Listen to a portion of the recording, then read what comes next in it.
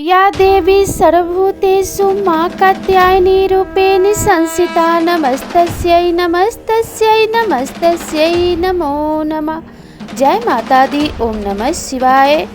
आप सभी को नवरात्रि के छठे दिन मां कात्यायनी व्रत की हार्दिक शुभकामनाएं। नौ दुर्गा के 9 स्वरूपों में से देवी के छठे स्वरूप को देवी कात्यायनी के नाम से पूजा जाता है। माता कात्यायनी की पूजा नवरात्रि के छठे दिन यानी षष्ठी को बड़े धूमधाम से की जाती है।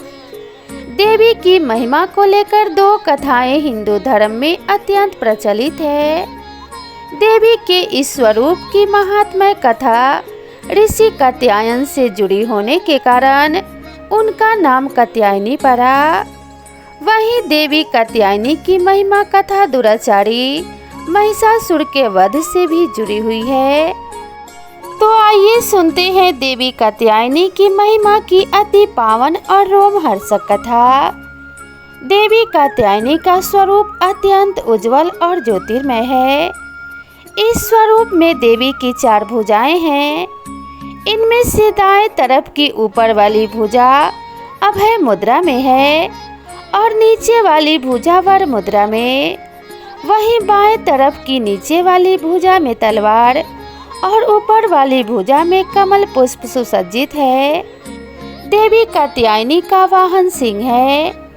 देवी कात्यायनी का कथा का उल्लेख देवी भागवत महात्म्य और मार्कंडेय पुराण में मिलता है। पुराणों में निहित कथाओं के अनुसार कत नाम के एक प्रसिद्ध महर्षि हुआ करते थे। उनके पुत्र का नाम ऋषि कात्य था। आगे जाकर ऋषि कात्र के गोत्र में महर्षि कात्यायन का जन्म हुआ और ऋषि अपने तप के कारण विश्व प्रसिद्ध हुए। ऋषि कात्यायन की इच्छा थी कि देवी भगवती उनके घर पुत्री रूप में जन्म लें। इसलिए उन्होंने कई वर्षों तक देवी भगवती की कठोर तपस्या भी की। मान्यता है कि ऋषि कात्यायन की ऐसी एकनिष्ठ तपस्या से प्रसन्न होकर देवी भगवती ने तब उनकी इच्छा का मान रखते हुए उनके घर जन्म लिया। ऋषि कात्यायन की पुत्री होने के कारण ही देवी भगवती देवी कात्यायनी कहलाई। महर्षि कात्यायन ने बड़े प्रेम से देवी कात्यायनी का पालन पोषण किया था। कुछ समय पश्चात पृथ्वी पर दुराचारी महिषासुर का उपद्रव सारी सीमाएं लांघ रहा था।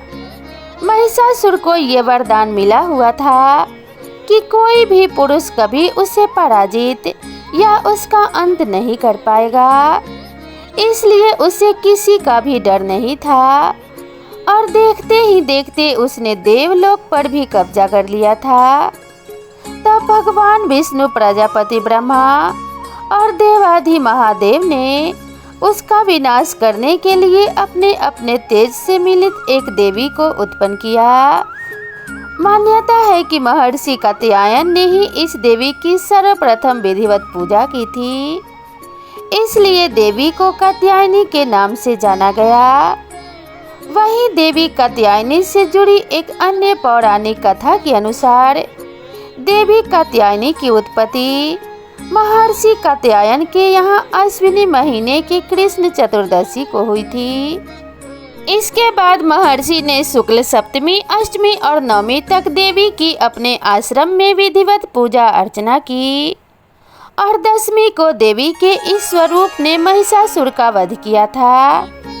यही कारण है कि देवी के इस स्वरूप को देवी कात्यायनी के नाम से जाना गया था। महिषासुर का अंत करने के कारण ही देवी को महिषासुर मर्दिनी के नाम से भी जाना गया। इसके अलावा देवी कात्यायनी से जुड़ी एक और मान्यता भी ये है कि देवी दुर्गा का यह स्वरूप अमोघ फलदायिनी है। ब्रज की गोपियों ने करुणा अवतार श्री कृष्ण को अपने पति के रूप में पाने के लिए कालिंदी यमुना के किनारे देवी कात्यायनी की ही आराधना की थी। इसी कारण वर्तमान में भी देवी कात्यायनी समस्त ब्रजमंडल की अधिष्ठात्री देवी के रूप में प्रतिष्ठित हैं। स्कंद पुराण में देवी कात्यायनी के बारे में भी उल्लेख मिलता है कि उनकी उत्पत्ति परमेश्वर के संसारिक क्रोध से हुई थी। नवरात्रि के छठे दिन देवी दुर्गा के इस स्वरूप की पूजा का काफी महत्व है। ऐसी मान्यता है कि देवी कात्यायनी की पूजा में लाल और सफेद रंग के कपड़े पहनना बहुत शुभ होता है। मान्यता तो ये भी है कि माँ कात्यायनी के चरणों में अपना सब कुछ समर्पित करते हुए उनकी आराधना करने वाले भक्तों को उनके दर्शन प्राप्त हो जाते हैं।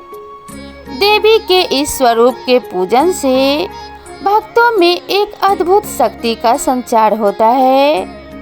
देवी कात्यायनी का ध्यान गोधूली बेला में किया जाना चाहिए।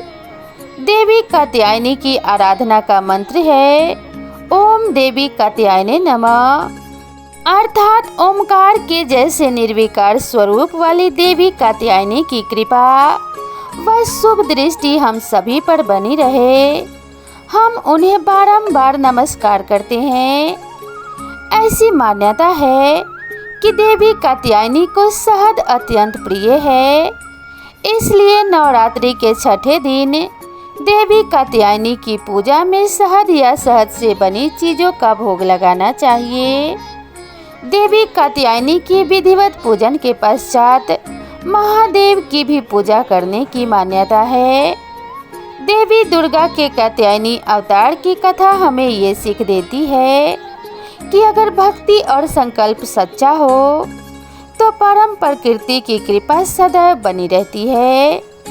जिस प्रकार महर्षि कात्यायन के एक निष्ठ तपस्या से प्रसन्न होकर देवी दुर्गा ने उनकी इच्छा और तपस्या का मान रखा, ठीक उसी प्रकार मनुष्य को अपनी भक्ति, निष्ठा और संकल्प के पथ पर अविचल रहना चाहिए तथा सदा भगवान के भक्ति एवं स्मरण में लीन रहना चाहिए। तो प्रेम से बोलिए जय माता दी, ओम नमः शिवाय। दोस्तों मिलते हैं इसी तरह की नेक्स्ट वीडियो में, तब तक के लिए राधे राधे।